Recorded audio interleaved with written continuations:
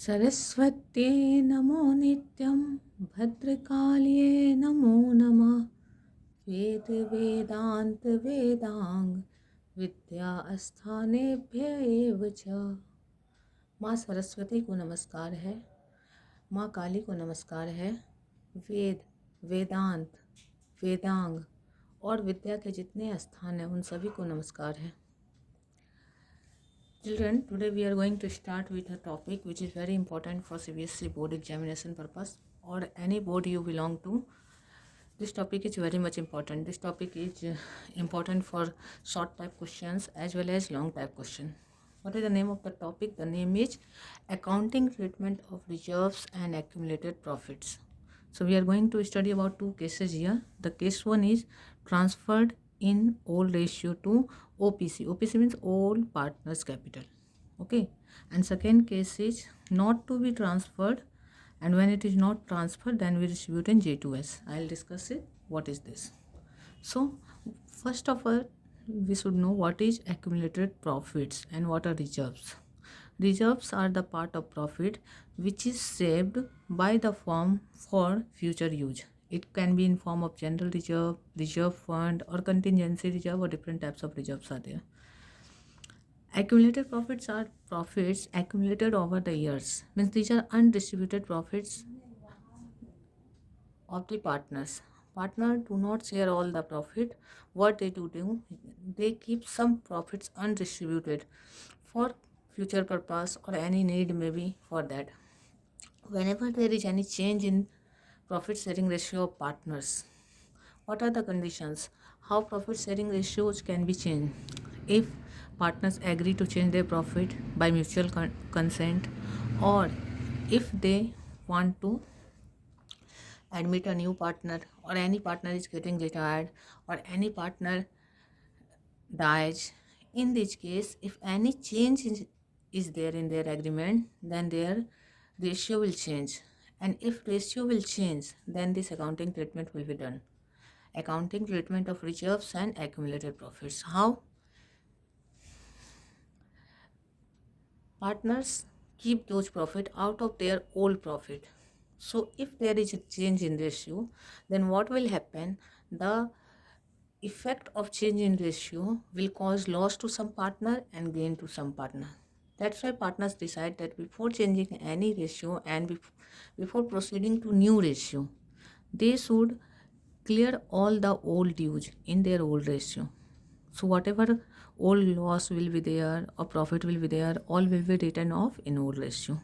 Means जब भी partners को बिजनेस में आगे रेशियो चेंज करना है और न्यू रेशियो को कंटिन्यू करना है, तो वो यही चाहेंगे कि जो उनके पुराने प्रॉफिट्स और पुराने रिजर्व्स, पुराने प्रॉफिट से उन्होंने बचा के रखा हुआ है, जो कि उनको पुराने रेशियो में मिलता, तो अगर पुराने रेशियो में मिलता तो किसी को ज़्यादा मिलता, किसी को कम मिलता। हो सकता है नए रेशियो के अकॉर्डिंग जिसको ज़्यादा मिलने वाला था उसको कम मिल जाए, कम वाले को ज़्यादा मिल जाए। तो वो क्या करते हैं, उसके लिए उसके पास दो चॉइस होता है। पहला कि वो पुराने प्रॉफिट को ओल्ड रेशियो में डिस्ट्रीब्यूट करके ख़त्म कर लें, और अब जब भी नया प्रॉफिट आएगा या नया कुछ भी होगा तो न्यू रेशियो जो उनका ओल्ड रेशियो आगे जाके बन जाएगा उस रेशियो से वो चलेंगे। दूसरा उनके पास क्या रहता है कि वो डिस्ट्रीब्यूट ना करें, मगर वो जो गेन और सेक्रीफाइस का डिफरेंस आएगा उस रेशियो चेंज होने से किसी पार्टनर को अगर ज़्यादा मिल जाएगा जो कि उसको नहीं मिलना चाहिए था, या किसी को कम मिल रहा है जो उसको नहीं मिलना चाहिए था, तो वो ज़्यादा मिलने वाला पार्टनर क्या करेगा, अपने में से कम मिलने वाले को दे देगा कि ये तुम्हारा पैसा मेरे में आया था, ये तुम ले लो, ताकि दोनों सेटिस्फाई हो जाए कि हाँ मेरा पैसा कहीं नहीं गया। इसी को बोलते हैं गेन सेक्रीफाइस रेशियो में एडजस्ट करना, जो कि केस 2 होता है। ठीक है, तो केस 1 में क्या होता है हमारा, केस 1 में दो टाइप के जर्नल बनते हैं। एक reserve account debit, PL debit, workman compensation reserve debit, investment fluctuation reserve debit to all partners capital. अगर रिजर्व का, वर्कमैन कंपनसेशन रिजर्व और इन्वेस्टमेंट फ्लक्चुएशन रिजर्व का कोई एडजस्टमेंट नहीं है, कोई फर्दर इन्फॉर्मेशन नहीं है, तो सिंपली इसको डिस्ट्रीब्यूट कर देते हैं। ये चारों के लिए हम 4 अलग अलग जर्नल भी बना सकते हैं, या टाइम सेव करने के लिए सेम जर्नल, एक जर्नल बना सकते हैं। ज़रूरी नहीं है क्वेश्चन में चारों हो, कभी एक ही होगा, कभी 2 होगा, कभी 3 होगा, कभी 4 होगा। तो जैसा क्वेश्चन में इन्फॉर्मेशन रहेगा उसके अकॉर्डिंग करेंगे। मगर अगर ये चारों में से कोई होगा तो ये फिक्स है कि वो डेबिट जाएगा और पार्टनर्स कैपिटल क्रिएट होगा। क्यों? टू ऑल पार्टनर कैपिटल हमने लिखा है, यहाँ जो भी नाम रहेगा XYZ ABC वो लिखाएगा, ओल्ड रेशियो में डिस्ट्रीब्यूट होगा, क्योंकि ये पुराना प्रॉफिट है, पुराना रिजर्व है जो पुराने पार्टनर को पुराने रेशियो में मिल जाना चाहिए। दूसरा केस क्या है कि अगर लॉस है, PL मतलब L को टिक किया, लॉस है, यहाँ P को टिक किया मतलब प्रॉफिट है। हाँ, तो अगर लॉस है तो पार्टनर का कैपिटल अकाउंट डेबिट होगा, मतलब पार्टनर का कैपिटल कौन सा पैसा कटेगा, माइनस होगा। तो पार्टनर का कैपिटल जब भी माइनस होता है तो डेबिट होता है, और जब पार्टनर का कैपिटल बढ़ता है तो क्रेडिट होता है।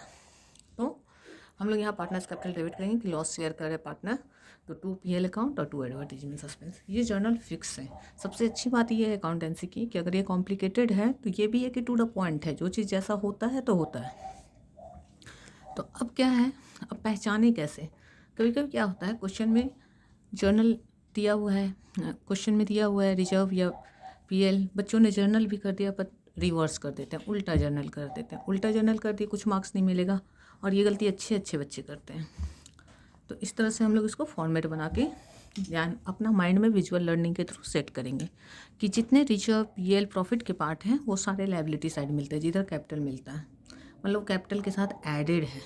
अगर हम जोड़ेंगे इधर तो कैपिटल के साथ हो जुड़ता है, यानी उसकी वजह से कैपिटल बढ़ता है।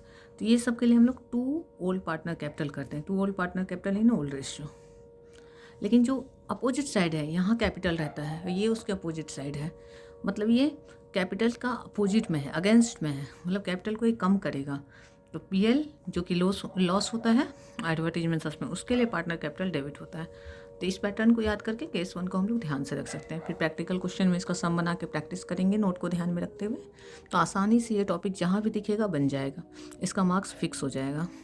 उसका दूसरा केस क्या होता है कि अगर पार्टनर डिस्ट्रीब्यूट नहीं करना चाहते हैं, क्वेश्चन में क्लियरली दिया रहता है कि पार्टनर डिस्ट्रीब्यूट करना चाहते हैं या नहीं। अगर नहीं दिया है, कुछ भी नहीं दिया है, तो हम लोग यही मानते हैं कि वो डिस्ट्रीब्यूट कर रहे हैं, तो केस 1 फॉलो होता है। अगर स्पेसिफिकली क्वेश्चन मेंशन करता है कि नहीं केस 2 फॉलो हो रहा है, मतलब कि नॉट टू बी ट्रांसफर है, तो ही हम लोग नॉट टू बी ट्रांसफर वाला करते हैं। तो इसमें क्या करेंगे, सारा प्रॉफिट और रिजर्व को ऐड करते हैं, उसमें से लॉस को माइनस करते हैं, और जो अमाउंट बचता है उसको G2S मतलब gaining partner capital account debit to sacrificing partner, याद रखने के लिए शॉर्ट में इसको कोड कर लेते हैं G2S में बांट देते हैं।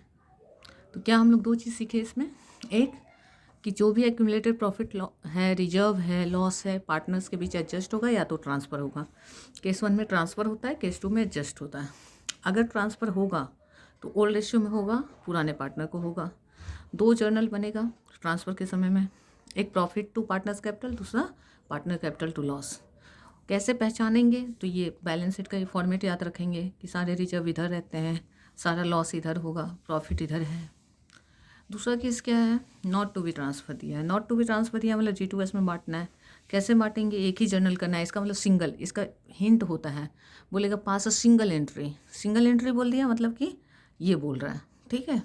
तो कैसे, अब 4 आइटम 5 आइटम दिया है, कोई प्रॉफिट साइड का है, कोई लॉस साइड का है, तो सिंगल एंट्री कैसे होगा, तभी होगा जब आपस में एडजस्ट कर ले, तो सबको एडजस्ट करेंगे, सारा पॉजिटिव आइटम को ऐड करेंगे, जो हमारा प्रॉफिट का पार्ट होता है उसमें से जो एसेट साइड दिया रहता है लॉस का पार्ट, उसको लिस्ट करेंगे, तब जो आएगा उसको G2S में पार्टनर्स में डिस्ट्रीब्यूट करके जर्नल कर देंगे।